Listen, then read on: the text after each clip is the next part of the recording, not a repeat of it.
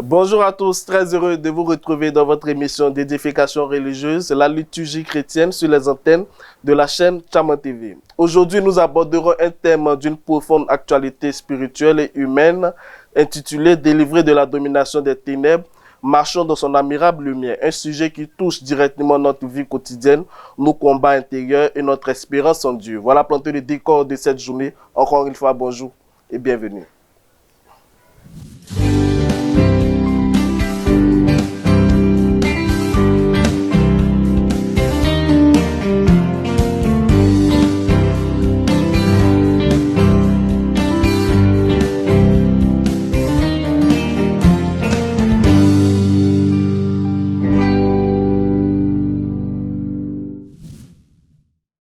Dans un monde où l'obscurité morale, la peur et la confusion semblent gagner du terrain, un appel d'espérance en retentit. Délivré de la domination des ténèbres, marchant dans son admirable lumière. Ce thème vient rappeler que la foi n'est pas seulement consolation, mais libération et transformation. Aujourd'hui, nous aurons la joie et le plaisir de prêter une oreille attentive au révérend prédicateur Ngbocho Boitier du village de Brofo-Doumé. Écoutons.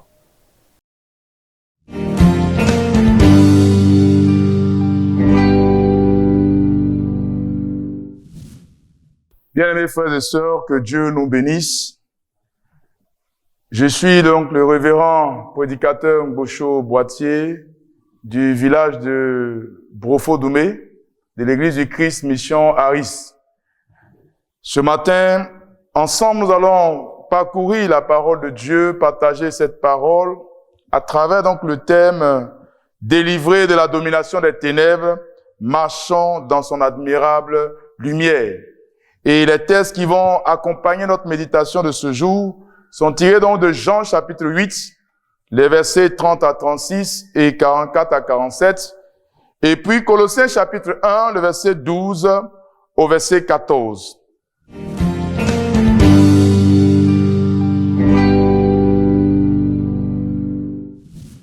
Alors, il me plaît de vous lire la parole de Dieu, tirée donc de Jean chapitre 8, les versets 30 à 36, que je cite.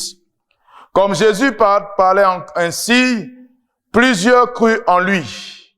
Et il dit aux Juifs qui avaient cru en lui, « Si vous demeurez dans ma parole, vous êtes vraiment mes disciples. Vous connaîtrez la vérité et la vérité vous affranchira. » Il lui répondit, « Nous sommes la postérité d'Abraham et nous ne fûmes jamais esclaves de personne. Comment dis-tu, vous deviendrez libres? En vérité, je vous le dis, leur répliqua Jésus, quiconque se livre au péché est esclave du péché.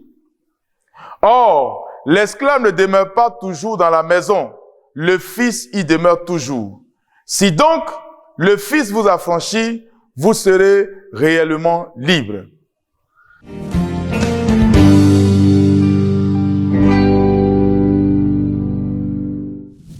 Alors, comment comprendre le thème « Délivré de la domination des ténèbres, marchons dans son admirable lumière ». Il faut donc que nous allons ensemble voir la condition de vie de l'homme, avant et après le péché. Vous savez, il est écrit en Genèse chapitre 1, le verset 26, que après avoir créé toutes choses, Dieu dit, créons l'homme, faisons l'homme à notre image et selon notre ressemblance. Mais surtout que cet homme-là domine sur tout ce qui a été créé avant, à savoir les animaux, les oiseaux, l'eau, la forêt et toutes ces choses. L'homme donc, à partir de cet instant, était le fruit de l'arbre qui est Dieu. L'homme est issu de Dieu et l'homme était donc le reflet de la gloire de Dieu. À cet instant, Dieu qui est saint, l'homme a été donc conçu saint. Et donc, l'homme devait vivre dans cette sainteté pour jouir de toutes les grâces de Dieu. Vous voyez, en Ésaïe, chapitre 6, le verset 3, la Bible dit, « Saint, saint est l'Éternel des armées, toute la terre est pleine de gloire. » Et en 1 Pierre 6, verset 16, il est dit, car il est écrit, « Vous serez saints parce que je suis saint. » Or, vous savez que l'avocatier ne peut donner que l'avocat. On ne peut pas trouver une manque sur un avocatier. Non, c'est impossible. C'est dire que nous ne pouvons pas sortir de Dieu. Dieu ne peut pas être saint et celui qui sort de Dieu n'est pas saint. Or, que dit Paul en Colossiens 1, verset 12? Paul dit, rendez grâce à Dieu qui nous a rendus capables d'avoir part à l'héritage des saints. C'est-à-dire que l'héritage auquel nous sommes appelés est l'héritage des saints parce que le propriétaire de l'héritage est saint. Mais dans le parcours de l'homme, quelque chose va se passer et va salir cet homme-là. Vous voyez, l'homme va pécher. L'homme va commettre le péché. Et ce péché-là, ce n'était pas seulement quelque chose de simple. C'est vrai qu'en lisant la parole, nous voyons un Adam qui désobéit à Dieu. Un Adam qui obéit à Satan en désobéissant à son père. Or, qu'est-ce qui est écrit dans la parole de Dieu? Quand le roi Saül a désobéi, le prophète Samuel a dit ceci à Saül en 1 Samuel 15, verset 23. La désobéissance est aussi coupable que la divination. Et la résistance n'en est pas moins que l'idolâtrie et les téraphines. Puisque tu as résisté à la parole de Dieu, l'Éternel te rejette aussi. Voyez comment désobéir à Dieu. Une simple désobéissance a coûté le poste de roi à Saül. Donc Dieu, il tient compte. Dieu est attaché à la valeur qui fait que le fils obéit à son père. Le fils honore son père. Et c'est ce qui est écrit en Malachie chapitre 1 verset 6. La Bible dit, un fils honore son père et un serviteur son maître. Et le Dieu demande, si je suis père, où est l'honneur qui m'est dû? Si je suis maître, où est la crainte qu'on a de moi? Donc le péché que l'homme venait de commettre, ce n'était pas seulement un acte anodin. Le péché que nous commettons, ce n'est pas simplement un acte anodin. Pourquoi? Parce que Dieu tient à sa parole. Dieu tient à son honneur. Et toutefois que nous désobéissons à Dieu, nous l'humilions. Mais le danger ne se trouve pas là. Le danger se trouve en ce que quand nous humilions et que Dieu se met en colère, Dieu agit exactement comme il a fait pour Adam et pour Ève. Dieu les a séparés du jardin. C'est-à-dire l'héritage des saints qui nous était destiné, le Seigneur s'est séparé du jardin. Il s'est séparé de nous du jardin. Nous avons donc perdu cet héritage. Pourquoi? À cause du péché. Et donc, en péchant, nous avons accepté la vie de Satan et nous avons rejeté la vie de Dieu. Or, la Bible dit en 2 Corinthiens 6, verset 14, quel rapport y a-t-il entre la justice et l'iniquité? Qu'y a-t-il de commun entre la lumière et les ténèbres? Dieu et Satan ne sont pas les mêmes. Quand j'obéis au diable, que je désobéis à Dieu, je fais le choix de mon camp. Le problème, c'est que le péché que nous commettons n'est pas simplement un péché qui s'attache à notre chair. Parce que le corps de l'homme n'est pas la partie qui pêche. Le corps de l'homme n'est pas l'homme. Ce n'est qu'une enveloppe dans laquelle l'homme habite. C'est pourquoi la Bible dira que c'est l'âme qui pêche, qui meurt. Et donc c'est notre âme qui commet le péché. Alors que notre âme n'est pas une chose visible. La Bible dit que l'âme du corps réside dans le sang. L'âme de notre corps réside dans le sang. Et le Seigneur va établir un principe de vie dans son royaume. Si quelqu'un pêche, la seule façon pour lui d'obtenir le pardon de Dieu, il faut que son sang soit versé. Pourquoi? Parce que c'est l'âme qui a péché. Et c'est celui qui pêche qui paye. Or, celui qui a péché se trouve caché dans le sang. Donc, pour que Dieu pardonne, il faut que ce sang-là soit versé. C'est pourquoi, en Lévitique 4, Lévitique 5, Lévitique 6, le Seigneur, pour que les hommes lui demandent pardon, le Seigneur exigeait que les hommes viennent avec un animal pur, un animal sans défaut, sans tache, pour faire le sacrifice. On lui présentait le sang, et c'était ce sang-là qui demandait pardon. L'autre problème, c'est que ce sang ne pouvait simplement que pardonner, mais pas effacer l'acte que tu as commis. Le sang pouvait apaiser la colère de Dieu, mais pas effacer l'acte que tu as commis. Autant que l'acte n'était pas effacé, nous étions en déphasage avec le Seigneur. Notre entrée dans le royaume était entachée, parce que notre vie elle-même, elle est entachée. Il fallait donc que quelque chose soit fait. Personne sur la terre, personne ne pouvait sauver son frère. Aucun sang humain ne pouvait sauver l'autre. Personne. Pourquoi? Parce que la Bible dit que tous ont péché et sont privés de la gloire de Dieu. Car nous tous, nous sommes ressemblance et image d'Adam.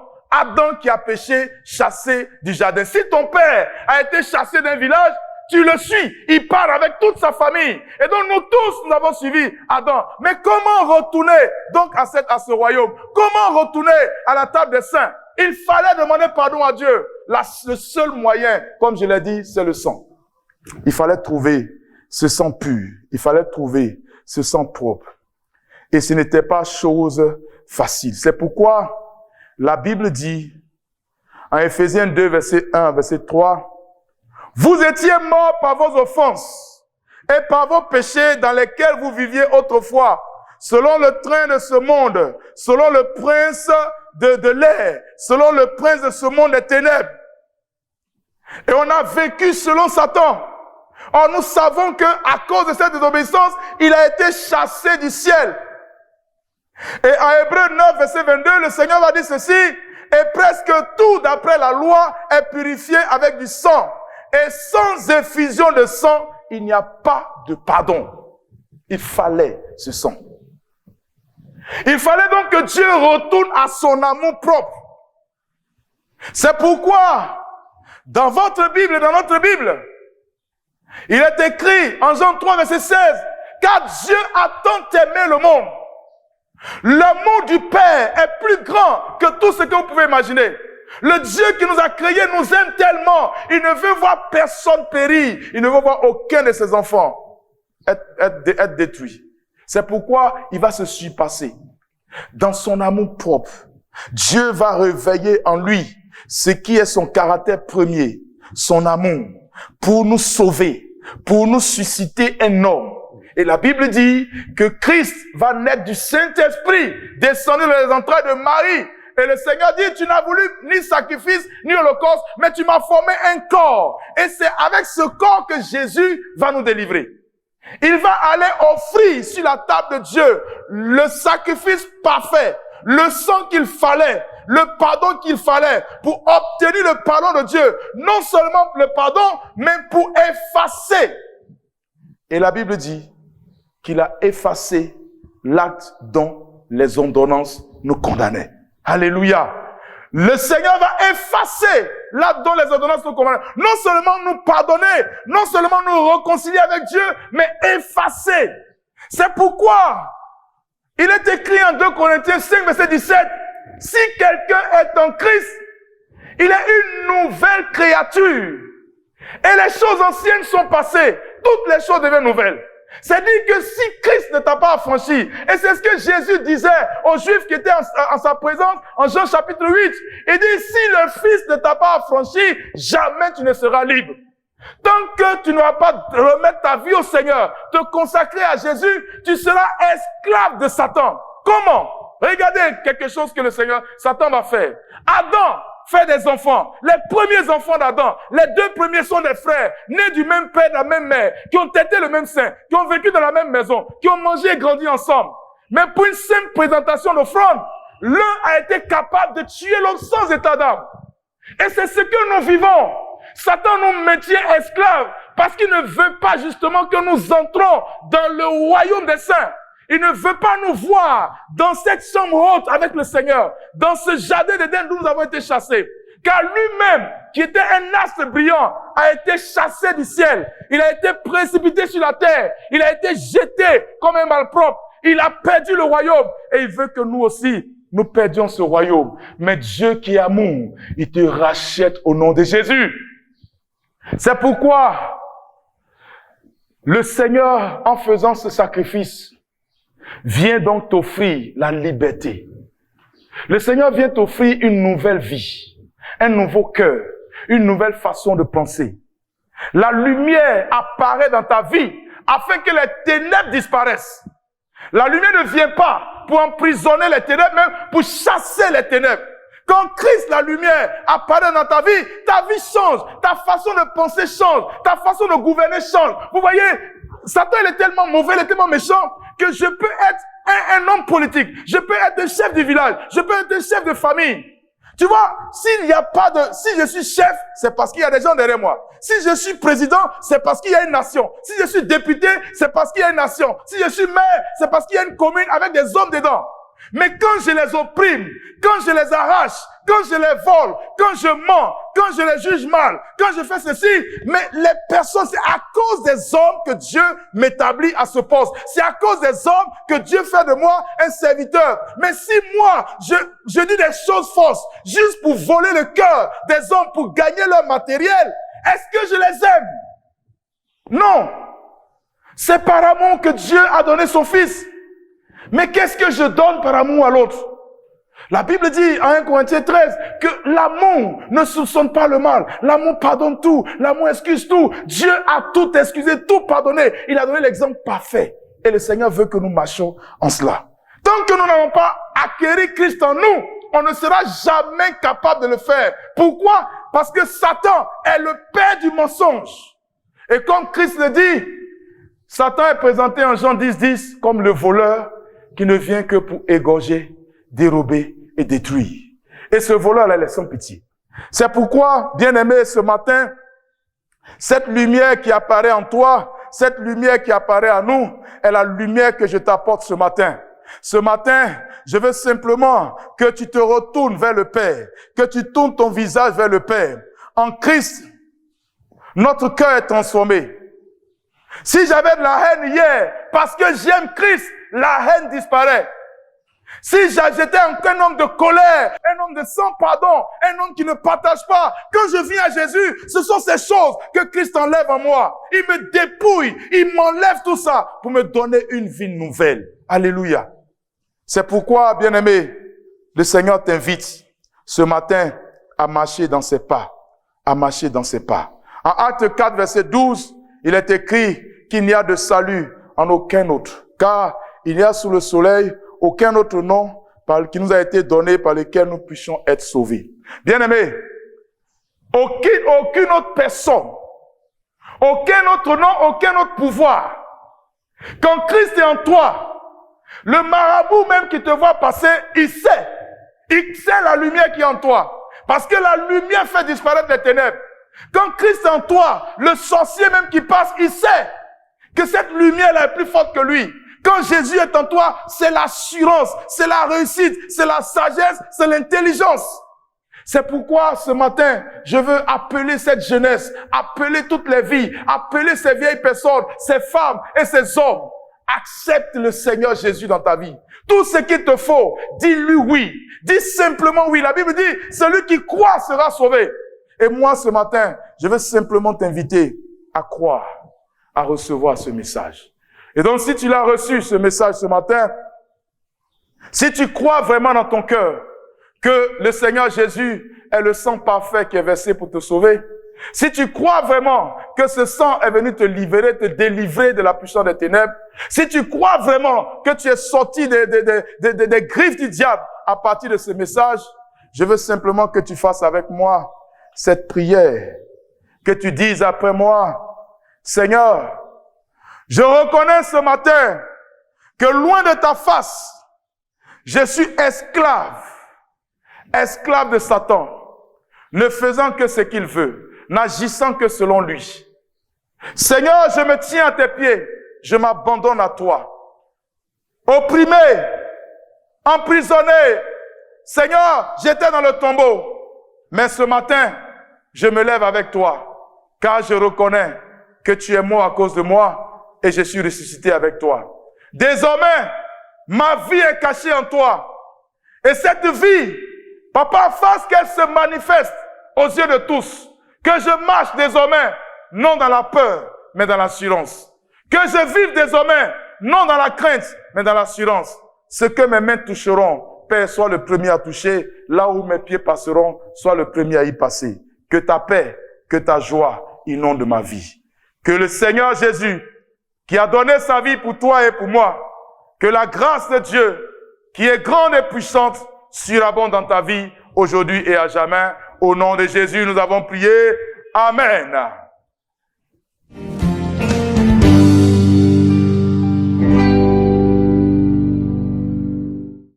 Nous venons de suivre ensemble le révérend prédicateur Ngbocho Boitier du village de Brofo-Doumé et nous espérons que vous avez bien pris note de son enseignement. Pour tous ceux qui ont des préoccupations, ne cessez pas de réagir en commentaire. Et pour ceux qui aimeraient participer à l'émission, vous pouvez contacter le numéro qui s'affiche au bas de votre écran. C'est ici que prend fin votre émission. Merci à tous les techniciens, aux équipes de maquillage et à toutes les personnes qui œuvrent dans l'ombre pour la réussite de cette émission. Merci particulièrement à vous, fidèles téléspectateurs de Tchaman TV. Merci pour l'amour que vous portez pour cette émission. N'hésitez surtout pas à partager au maximum l'émission. L'actualité continue bien sûr sur nos différentes plateformes. Que Dieu veille sur vous. Je vous donne rendez-vous dimanche prochain à la même heure.